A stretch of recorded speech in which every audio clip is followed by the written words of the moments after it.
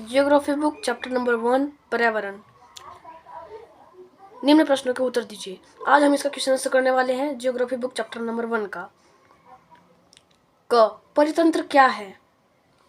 Answer, वह तंत्र जिसमें समस्त जीवधारी आपस में एक दूसरे से साथ तथा पर्यावरण के उन भौतिक एवं रासायनिक कारकों के साथ परस्पर क्रिया करते हैं जिसमें वे निवास करते हैं।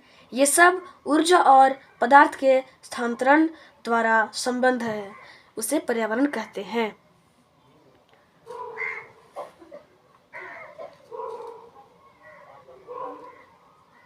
ख प्राकृतिक पर्यावरण से आप क्या समझते हैं? उत्तर, प्राकृतिक पर्यावरण से हम यह समझते हैं कि भूमि, जल, वायु, पेड़ पौधे एवं जीव जंतु मिलकर प्राकृतिक पर्यावरण बनाते हैं। यह हो गया ख का उत्तर। अब हम चलते हैं ग की ओर। पर्यावरण के प्रमुख घटक कौन से हैं? पर्यावरण के प्रमुख घटक कौन से हैं?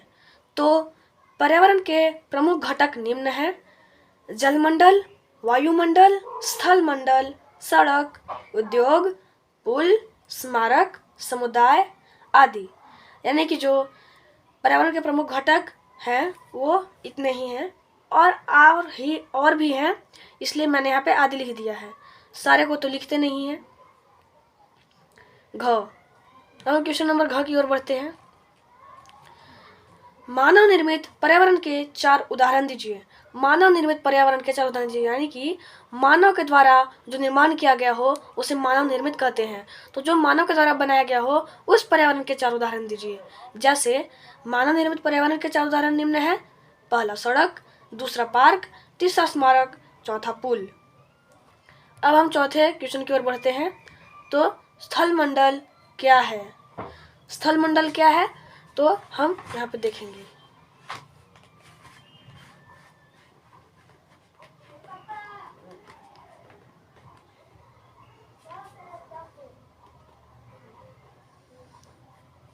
जिस पर जीव जंतु रहते हैं, स्थल मंडल वह क्षेत्र है जहाँ कृषि, मानव बस्तियों के लिए भूमि, पशुओं के चराने के लिए घास स्थल प्रदान करता है, स्थल मंडल कहलाता है।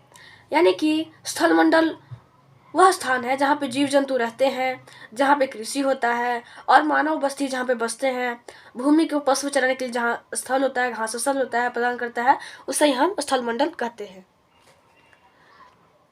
अब बढ़ते हैं क्वेश्चन नंबर ज की ओर। जैव मंडल क्या है? जैव मंडल क्या है?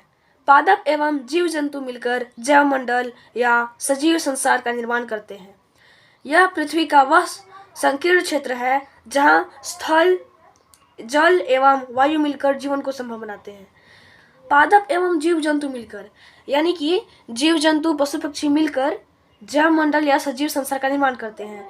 जैव मंडल जहाँ पे जीव जंतु रहते हैं, या सजीव संसार जहाँ जीवित व्यक्ति रहते हो, जीवित चीज रहते हो, उसे हम जैविक संसार बोलते हैं। यह पृथ्वी का वह संकीर्ण क्षेत्र है जहाँ स्थल, जल एवं वायु मिलकर जीवन को संभव बनाते हैं। यह पृथ्वी का वह क्षेत्र है जहाँ पर जल, वायु और स्थल हो और वही जीवन संभव हो सकता है। चलिए अब हम बढ़ते हैं नंबर 2। सही उत्तर को चिन्हित करें। सही उत्तर पर हम लोग सही का चिन्ह लगाएंगे। क इनमें से कौन सा परितंत्र नहीं है? कौन सा परितंत्र नहीं है? तो मरुस्थल तो नहीं होगा, वन भी नहीं होगा, और यहाँ पे क्या होगा? ताल होगा। ताल जो है वो परितंत्र का भाग नहीं है। ख इनमें से कौन सा मानवीय पर्यावरण का घटक नहीं है? मतलब कि इनमें से कौन सा मानवीय पर्यावरण का घटक नहीं है? तो स्थल जो है वो मानवीय पर्यावरण का घटक नहीं है। अब हम बढ़ेंगे क्वेश्चन नंबर ग की ओर। इनमें से कौन सा मानव निर्मित पर्यावरण है? मतलब कि इनमें से कौन सा मानव निर्मित पर्यावरण है, मानव के द्वारा बनाया गया है, उस पर्यावरण कौन सा है? तो पहाड़, प्रकृति के द्वारा बनाया गया है, यह मानव निर्मित नहीं है।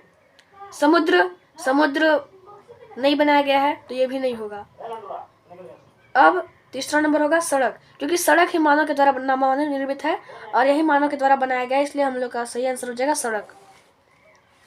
अब हम बढ़ेंगे क्वेश्चन नंबर घ की ओर।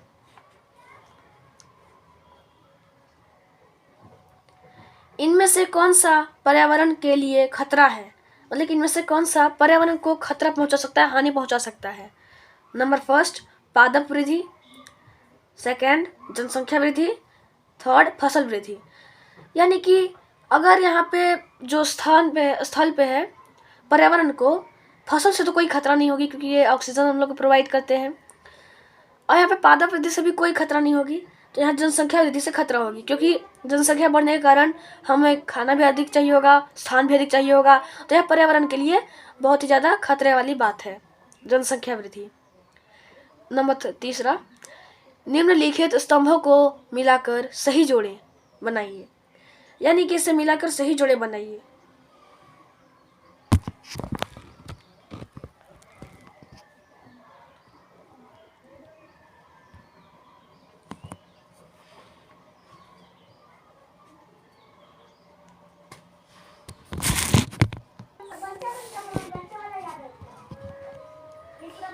थर्ड नंबर, निम्नलिखित स्तंभों को मिलाकर सही जोड़े बनाइए।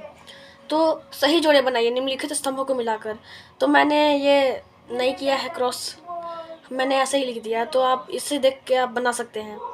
जैवमंडल क्या है, तो इसको हम क्या मिलाएंगे, जैवमंडल को वह संकीर्ण क्षेत्र जहाँ स्थल, जल एवं वायु पारस्परिक क्रिया करते हैं उसे जैवमंडल कहते हैं, यानी कि उसे ही जैवमंडल कहते हैं। तो हम इसे जैवमंडल इधर टिक लगा देंगे।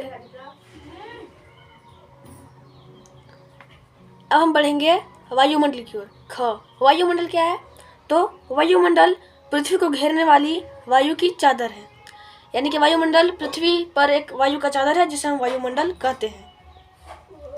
ग, जलमंडल, जलमंडल किसे कहते हैं, जलीय क्षेत्र को हम लोग जलमंडल कहते हैं।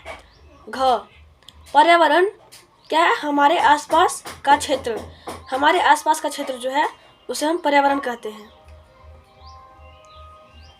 अब कारण बताइए, इसमें हमें क्या बोलना है, कारण बताना है कि रीजन बताना है कि क्यों हुआ मानव अपने पर्यावरण में परिवर्तन करता है, क्यों मानव अपने पर्यावरण में परिवर्तन क्यों करता है।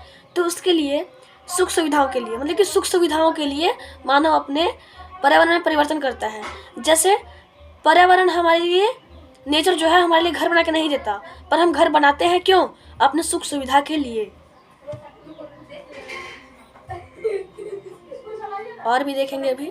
नंबर ख, पौधे एवं जीव जंतु एक दूसरे पर आश्रित है, क्यों आश्रित है, तो क्योंकि जीव जंतु CO2 छोड़ते हैं, यानी कि कार्बन डाइऑक्साइड, जो जीव जंतु हैं वो हम लोग कार्बन डाइऑक्साइड छोड़ते हैं और O2 लेते हैं, यानी कि हम CO2 कार्बन डाइऑक्साइड छोड़ते हैं और ऑक्सीजन लेते हैं। लेकिन पेड़ पौधे जो होते हैं, पेड़ CO2 लेते हैं, यानी लेकिन पेड़ पौधे जो हैं CO2 लेते हैं और O2 छोड़ते हैं और ऑक्सीजन छोड़ते हैं। इस प्रकार एक दूसरे पर आश्रित हैं, यानी कि इसी प्रकार से हम जो है एक दूसरे पर आश्रित हैं। अगर वो नहीं रहेंगे तो हमें ऑक्सीजन नहीं मिलेगा, अगर हम नहीं रहेंगे दोनों कार्बन डाइऑक्साइड नहीं मिलेगा, इस तरह से दोनों खत्म हो सकते हैं। तो हमारा चैप्टर नंबर 1 खत्म हो चुका है।